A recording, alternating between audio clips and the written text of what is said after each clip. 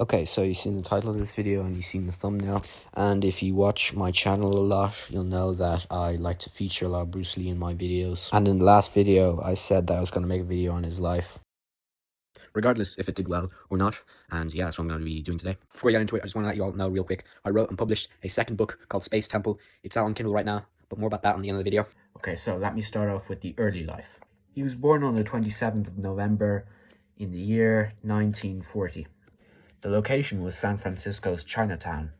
During the Year of the Dragon, after a few months of, being born, his parents took him back to Hong Kong, where he, grew up. And his dad was actually a well-known Cantonese opera actor, which meant that little Bruce grew up on different sets of different films, including the original Wong Fei-hung films. Now, Wong Fei-hung was a real person. He was a kung fu master that was often credited for creating a style called Hung Ga.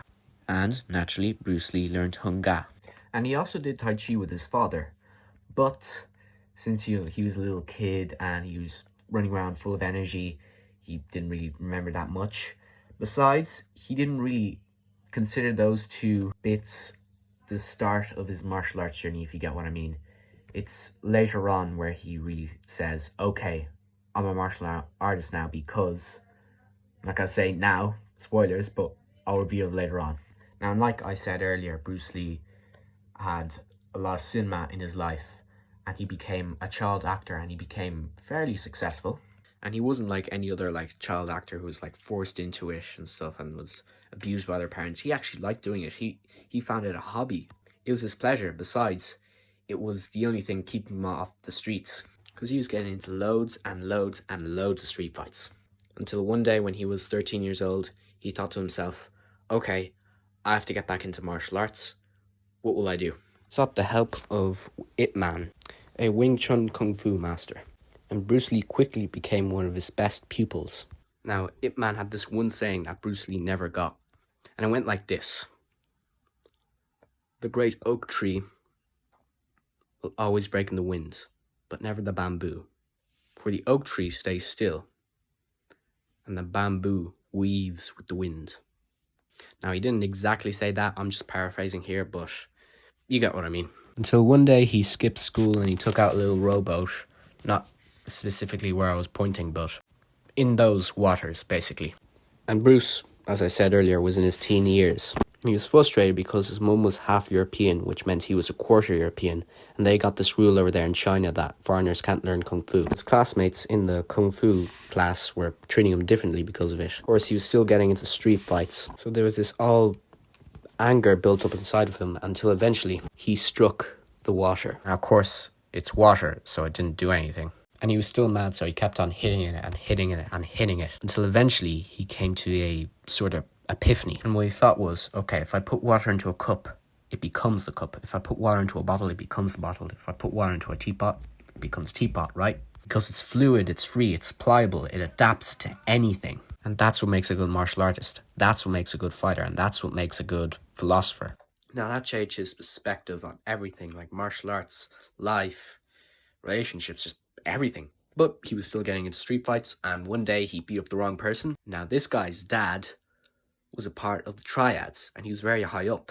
So Bruce Lee, if he stayed in Hong Kong, he would have been fucked. But thankfully, he had US citizenship because he was born in San Francisco. So his dad was like, okay, here's $100. You're going to San Francisco. That's where you'll be safe. When he moved to America, he thought, oh wow, a lot of martial arts like karate or wrestling or boxing are really popular here. What about Kung Fu? Nobody really knows about Kung Fu here, so why not teach it? And just like that, the Chan Fan Kung Fu Academy was born. And he started making a living and making friends, teaching and self-defense, teaching lots and lots of students about philosophy. And yeah, he was having fun. And he even went on to marry one of the students, Linda Cadwell. But a lot of the old Kung Fu masters living in America at the time didn't like the fact that he was teaching Westerners Kung Fu. And so they got this guy, Wong Chak Man, a Shaolin master, to challenge Bruce Lee to a fight. Now, the conditions were simple. If he won, he got to keep on teaching Kung Fu.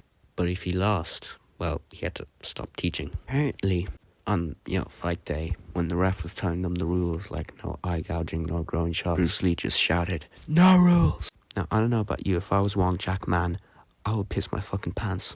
And of course, they fight, and Bruce Lee obviously wins, but he felt like he didn't finish him quickly enough. And he felt like he was too limited with one style of Kung Fu, so he thought to himself, okay, what can I do about this? Well, he started training in other martial arts, like boxing, karate, jiu-jitsu, and other Kung Fu styles, like Shaolin, Choi Li Foot, fucking Hunga, all that stuff, and created his own system of fighting called Jeet Kune Do. I think it's worth mentioning that during this time he had kids. A son called Brendan Lee and a daughter called Shannon Lee. And of course he kept on teaching, because he won the fight, and he's training, getting really good, and he decided to do an exhibition at the International Karate Championship in Los Angeles. Now this is when he was credited for popularizing the 1-inch punch, as you can see here, and for good reason, like boom, just like that. Now the interesting thing is, in the crowd there was a hairdresser to the stars, and one of his clients was a film producer looking to cast an Asian actor with a martial arts background for his new TV show, which was The Green Hornets. Now, it became pretty successful, but after one season, the studio sort of thought, okay, we're not used to like an Asian actor, the audience isn't used to it, so let's just cancel the whole thing. Batman TV show at the time became really popular as well, so they wanted to spend more money on that. And so Bruce Lee went on to think, okay, fuck that, I'm going to create my own TV show called Kung Fu, and it's got to be this about a Shaolin monk who goes to the, back in the Wild West to find his brother. And, he pitches that to a board of directors, and they think, oh, okay, that's pretty cool. Yeah, we'll do that.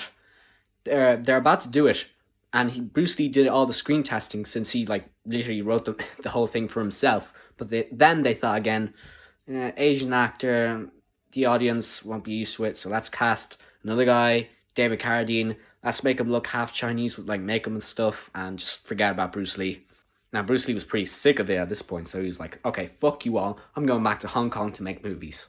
But before we continue with the video, I just want to say real quick, sorry, I haven't been posting as much long format videos that I have in the past. I was busy working on this one and working on an app that I'm using with AI called Warrior Way. It's going to come out pretty soon. Also, Bailey is doing the same thing with his AI Study Smart. That's also going to be coming out within a month or two. Same thing with mine. And yeah, with that, let's continue with the video. Well, because Green Hornet came out, it became popular in Hong Kong as well, so he became, a lot more popular.